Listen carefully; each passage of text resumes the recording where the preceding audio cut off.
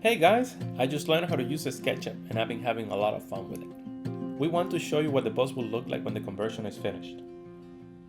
We have 198 square feet of compatible space separated into 3 rooms. So here we have the driver's seat and the co-pilot seat, of course. The possibilities are endless, so this is just a preliminary sketch. Up at the front, we have the living space, which will also be a video and photo editing space.